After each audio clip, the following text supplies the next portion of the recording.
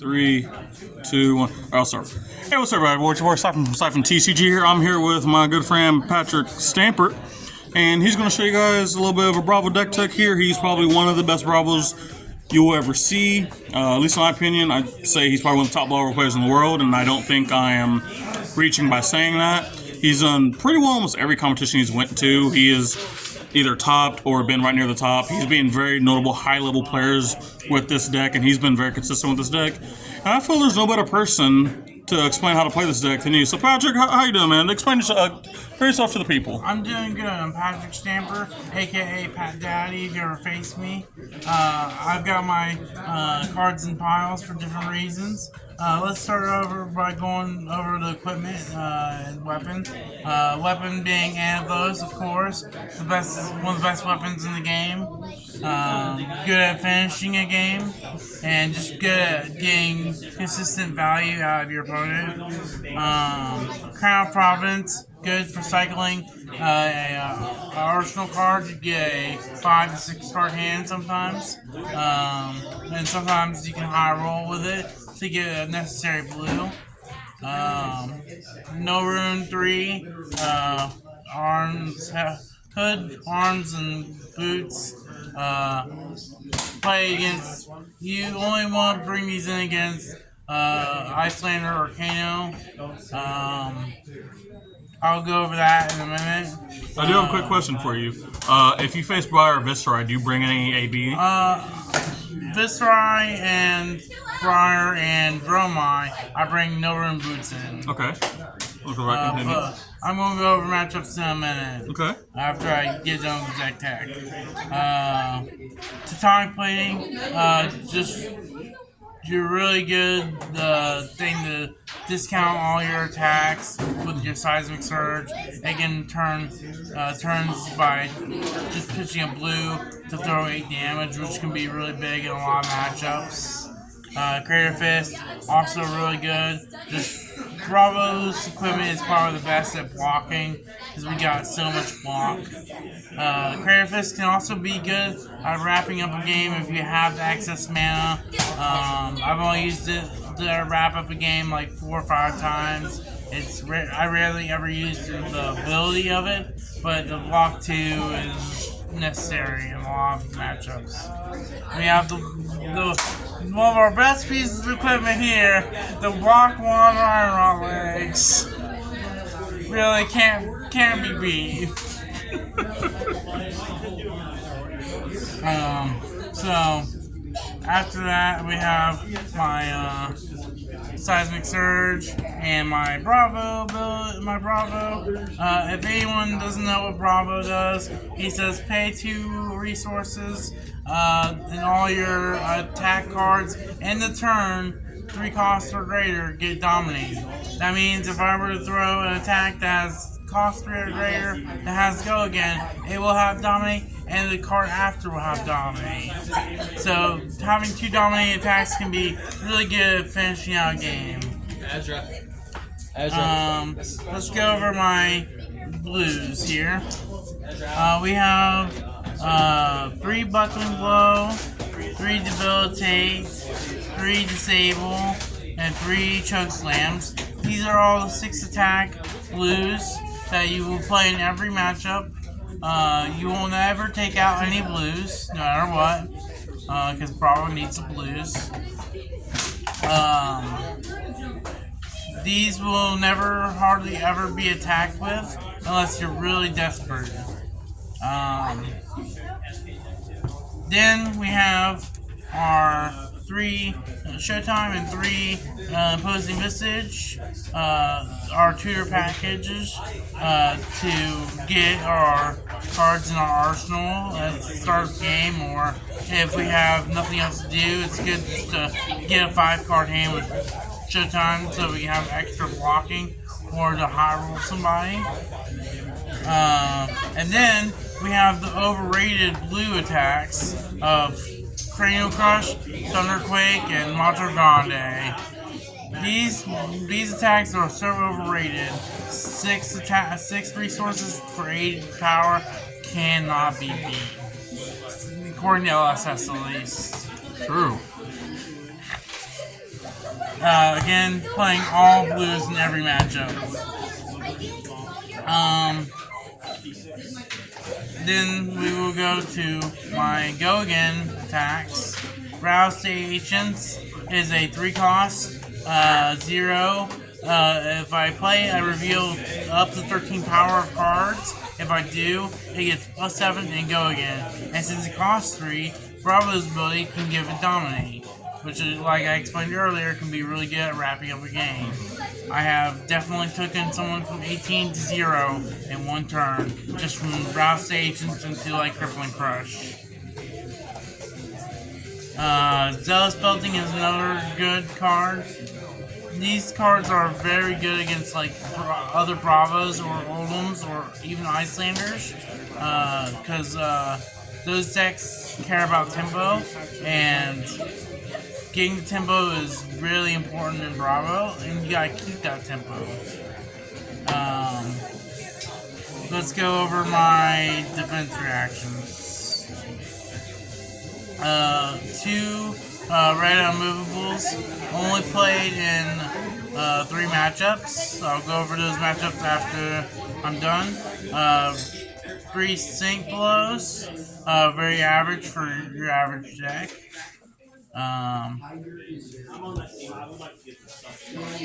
And then you have our really relevant crush attacks. We have 3 Spinal Crush, 2 Debilitate, 1 Pulverize, 3 Choke Slam, and 3 Crush the Weaks. All these attacks are meant to negate some sort of hero, whether it be 5, Icelander, or Oldham, or any others. Like Cranial Spiral Crush is really good against Ninja. You kind of need it because 5 goes per. It's really true. Now we have our attack reactions. We have 1 of Blue Lunging Press. The reasoning for the Blue Lunging Press is because a lot of like Oldhams you will play against will block exactly 6, and if you play this, you can sometimes get another huge D-react out of them, like a staunch response, or even if you get a Sink Blow, it's still good. Or if it hits, it's even better. And no one really expects the Lunging Press. It's been very good. 3 blue pummels and 3 red pummels. I don't really have to explain this card and why it's in here, because if you're really a Flesh and Blood player, you know why these are in here. True.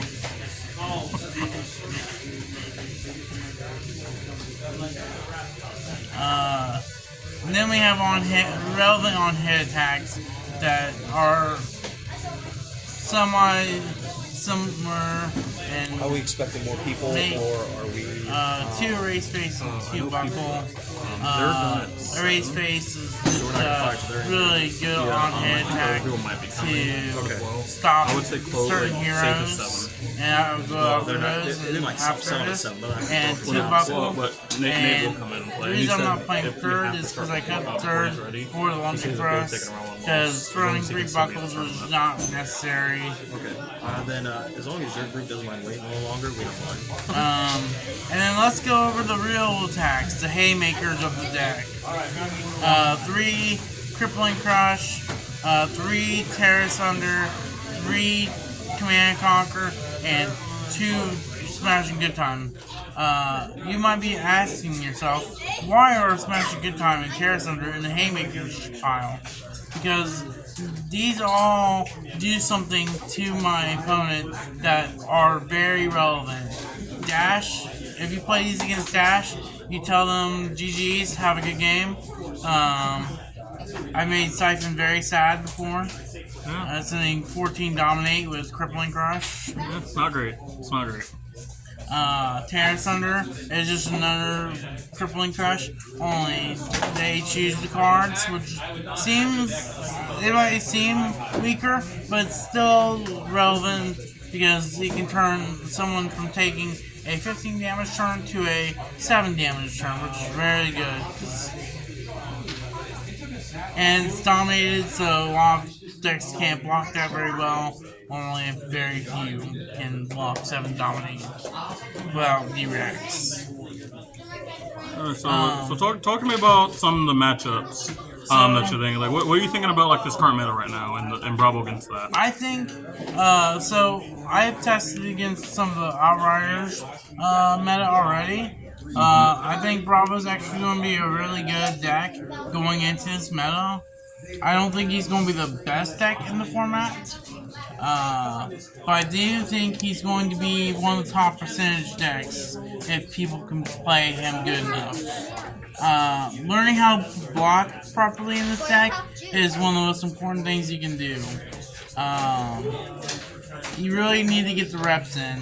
I've been playing this ever since Tales of Aria. I started out with Lexi, I moved to Bravo because of my local meta. I was playing a lot of Guardian and I didn't want to play Ultim like everybody else. True.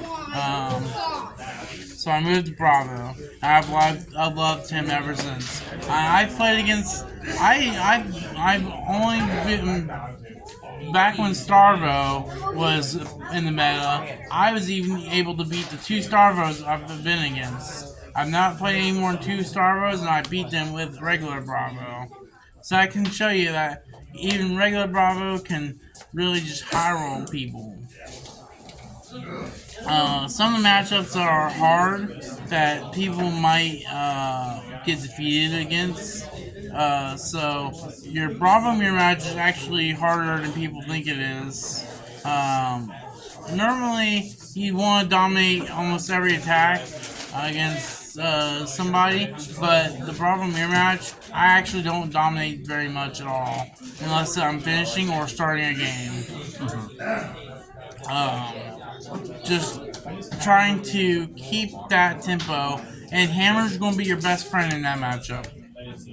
Because if they can give you 2 cards every time you give them Hammer, you're doing good. But most of the time, they will not block Hammer.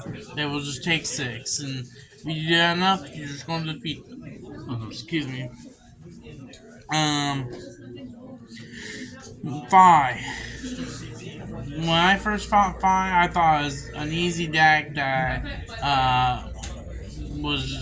people were getting overhyped about. And then I faced some really good Fis that showed me that the matchup is more even than I thought it was. So definitely knowing when to block a turn or not to block a turn, because sometimes against Fi you might take all the damage they throw at you to throw a Dominate Crippling Crush, because those things can definitely get you tempo in that matchup. If you can Dominate Crippling Crush once or twice and then Final Crush once or twice, you probably win that game. But if they see double Art of War into double Spreading Flame or something, they can just high roll you out of the game. It's sort of who sees their threats first. And against so sideboard, I forgot about the sideboarding. Yeah, sure. So sideboarding against Bravo, we take out Smashings, Erase Face,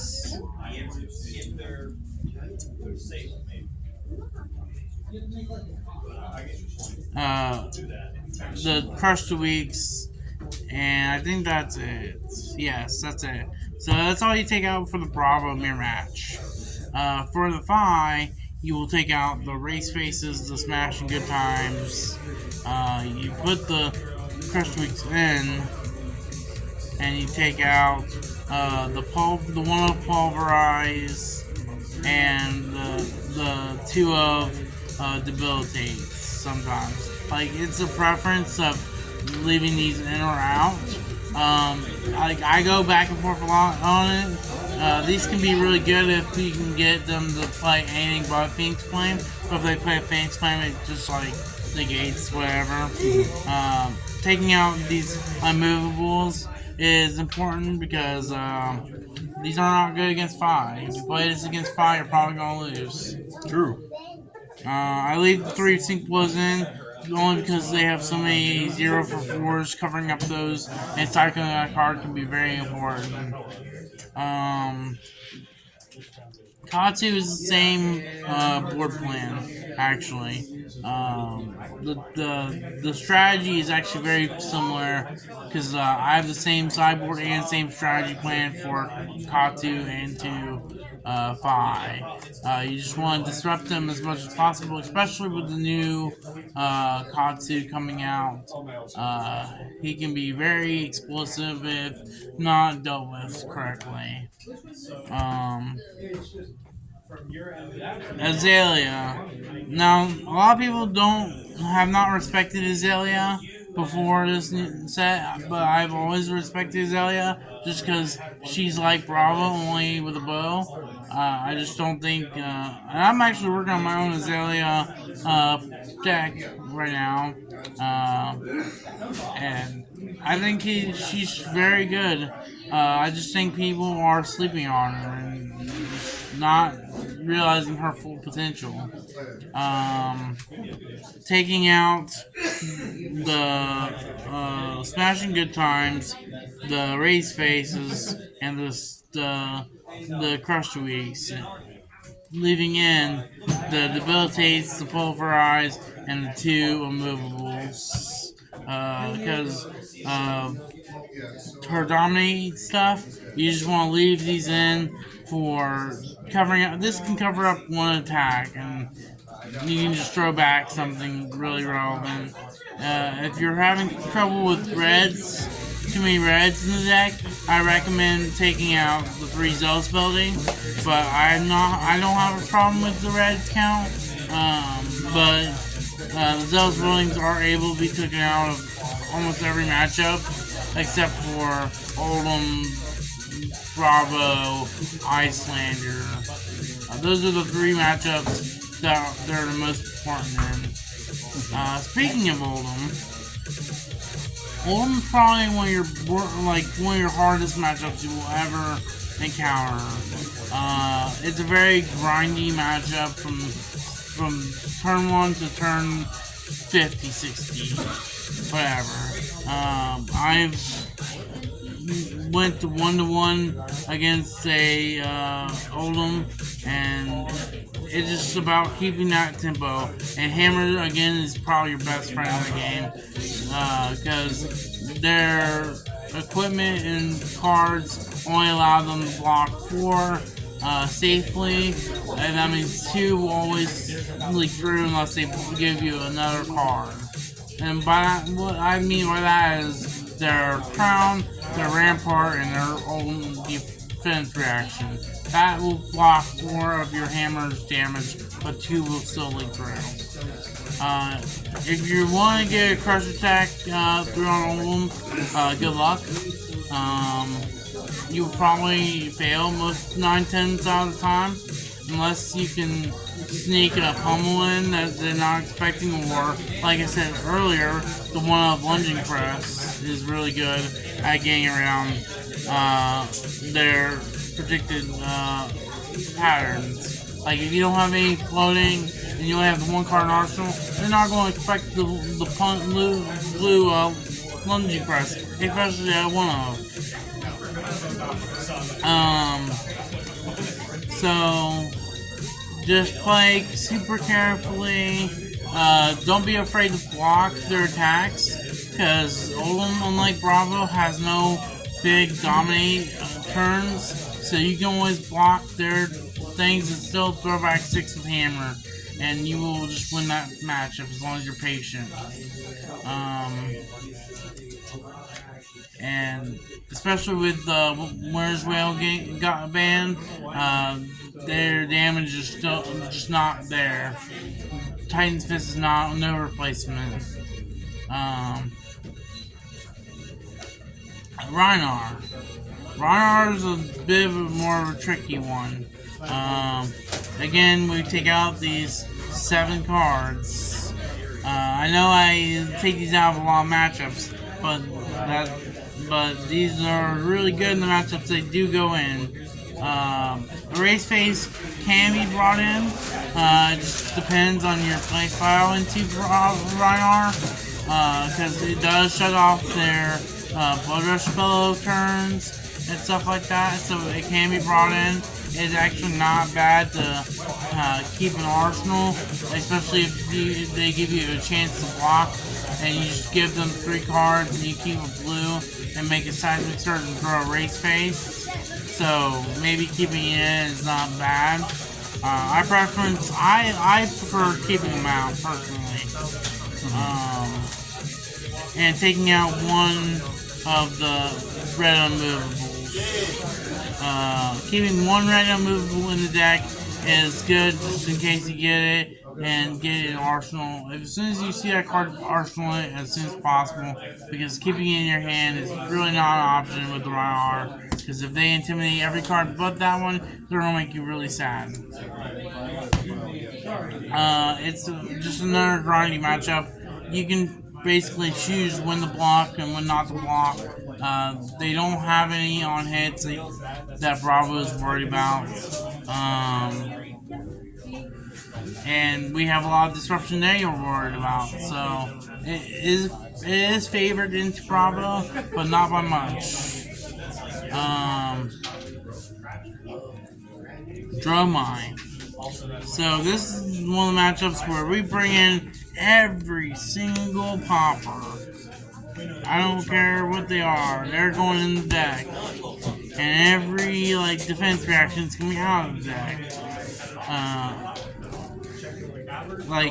I have been thinking about trying to put Sync Blows in, but I'm afraid of keeping too many reds in. Is that the big reason that we're taking out the D-Rex? Is this because you don't want the reds in the deck, or is it because the D-Rex don't really line up well? The reds are a big portion of that.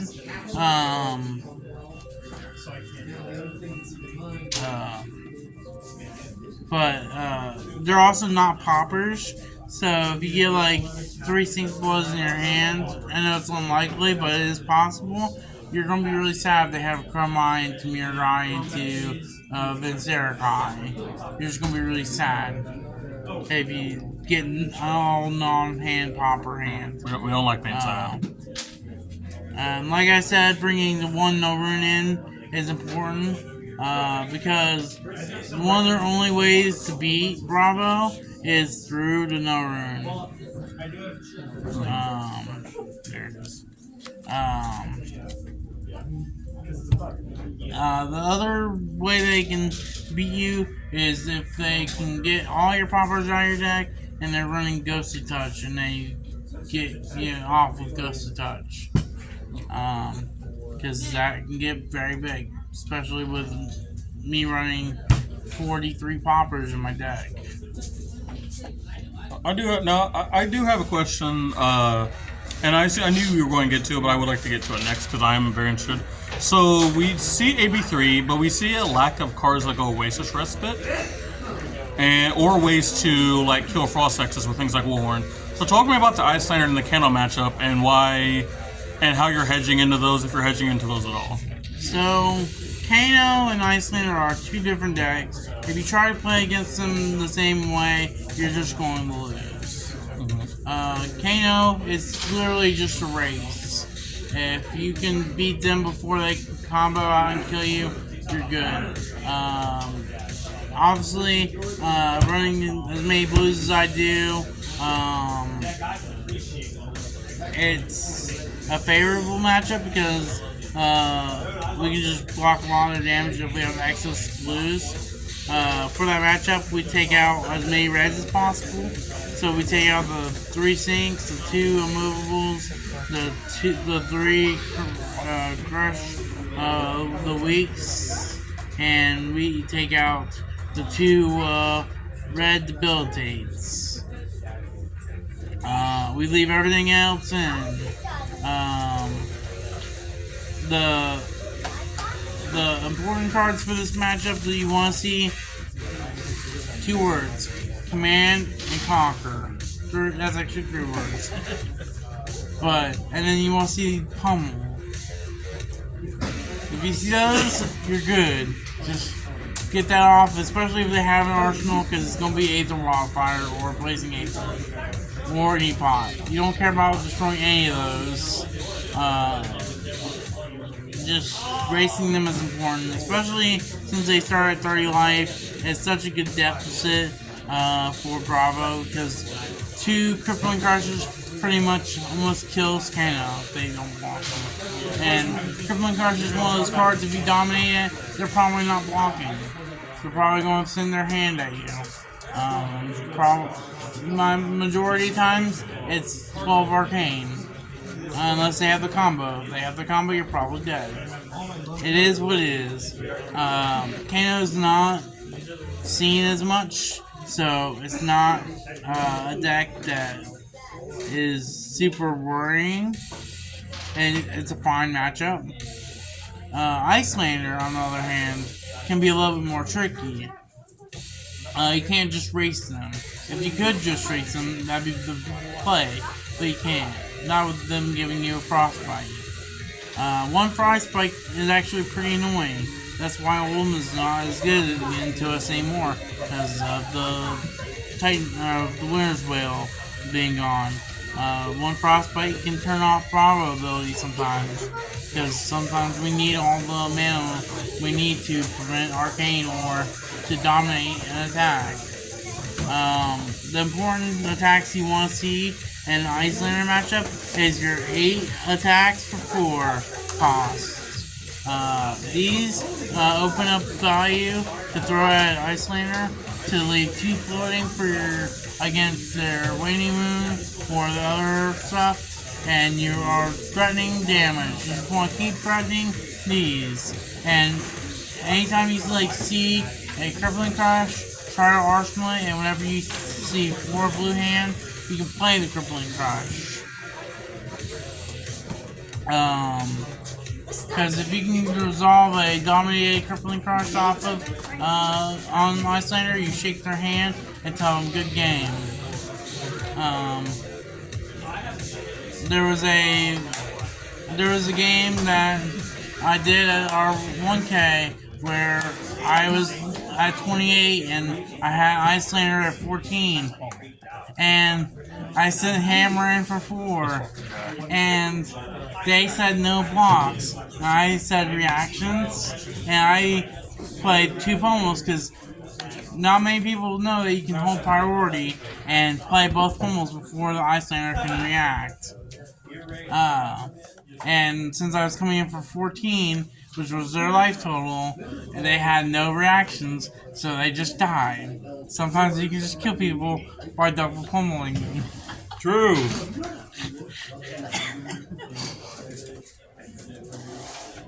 Command Conquer Double Pummel is a very good meme that I have made, where you just take 8 and they lose everything. So as we kind of wind down this deck, Pat, I do have a few quick questions for you. So why should the person watching this video, why should they play Bravo? What do they learn, and what type of person should want to play this style of deck? So the people that should play Bravo, because Bravo is a very linear deck. It goes only one of 2 ways, really. If you like very aggressive / defensive decks, Bravo is one of the better decks you can probably play. Like I said, it just does take a lot of practice to learning how to block and what you have to do to get the vantage point on most games is just keep that tempo. Just by throwing whatever you think is the more relevant attack. Now there are cards that I thought about like changing up every now and then, and I'm not saying that this deck is going to be the only Bravo deck I ever make.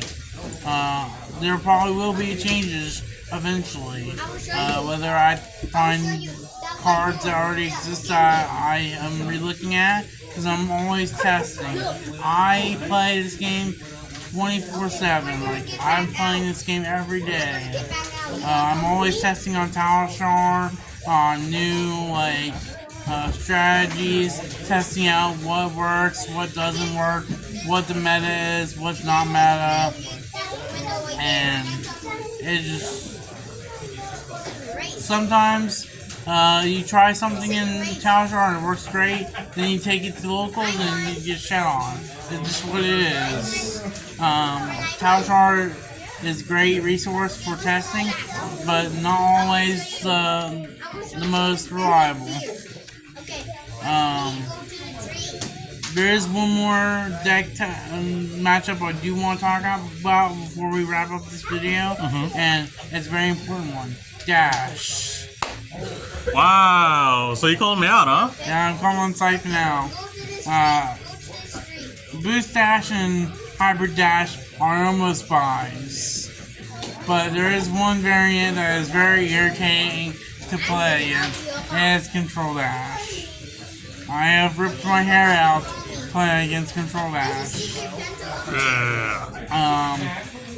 Against that deck, you want to count how many D-Rex they play or have in their graveyard. Most of the time, it's 19 or less. If you get to 19, just start throwing them bones at them. And if they start getting Zodia, try to resolve Smashing Good Time at all possible to try to destroy their Go-Again items. If you destroy their Go-Again items, that's way less damage than destroying Purifier. Because even if they send one attack for 5, it's better than 3 attacks for 15. Alright, so last question before we wrap up this deck. Outriders is what you're calling it. It's Outsiders. Oh, I've done the same thing, man. Just getting a little jab at you for jabbing at me. So Outsiders is coming out. We actually have our pre-release this week as time recording. Is there any cards and Outsiders you're looking at? And then what do you think about the new heroes in the Bravo, like Riptide and Missouri? So, this new set doesn't really have any good cards for Bravo to play. I have tried a couple of them, like that new blue that shuts off T-Reacts. It's just not great because Bravo really cares about keeping as many cards in his deck that has 3 cost or greater. And that costs 0, which doesn't do the job. It's just not as relevant as I originally thought it was going to be. So Bravo is not getting any new tools from this set. You have an account with us? Which you might think is not good. It's fine. Bravo has technically enough tools-ish to deal with the job. A few decks are getting better now though. Like Katsu is very scary and Zia is probably getting really scary. Like those decks have went up in difficulty to play against. Katsu used to be a really easy deck to play against. Now it's very hard. Now it's just fine. So playing Bravo and Outsiders is going to be a little difficulty for you, especially if you're just starting out. But I'd say keep with it if you're trying to make the deck work. My advice, whether it be Bravo or any other deck, find the deck you like and keep on it. Playing one deck consistently until you get the hang of it is very important. Missouri is a little bit of a tricky deck. You play against it. You won't bring in your sync blows and arsenal them for whenever they try to ninjutsu out a attack, because most of the time they will send one of their 4 attacks that surgical retraction or leave no witness. That will be there, and that sync blow will just cover it up. If you get command conquered, it will hurt, but it's not the end of the world.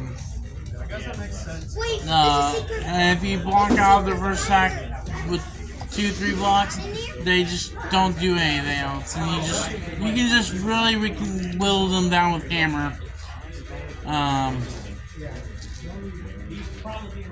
Riptide is I don't know if it's because I haven't faced a good Riptide yet, or if the deck's not found its true peak, but from what I face, it's not any worrisome. It's very easy to play against because they only throw usually 1 or 2 attacks, and you don't really care about their on hits usually. So it's just pure damage, and Bravo can do more damage to Riptide than Riptide can do to Bravo. The one thing they can do to kindly stop Bravo is when they D-react from their hand, that will trigger Riptide, and they can put a D-react from their hand into their arsenal, and then play a D-react from arsenal, which can like cover up like a crippling crush if they do sync love from hand and Fateful Scene from arsenal. So be lookouts for that. Command Conqueror Pommel is just a good card against that deck too. If you have any questions, comments, concerns, leave them out down below. Like, follow, and subscribe. Hey, the plug. Guys, thank you guys for watching this deck tech. Patrick, thank you for showing us your Bravo deck. I trust we should have some more Bravo players after watching this. If you guys enjoyed this video, guys on YouTube, make sure you guys like, favorite, subscribe, comment down below. Again, your feedback. If you guys want to see Patrick again, maybe some future gameplays, who knows? Let us know in the comment section. This has been your boy, Siphon from Siphon TCG. Me and Patrick are signing off.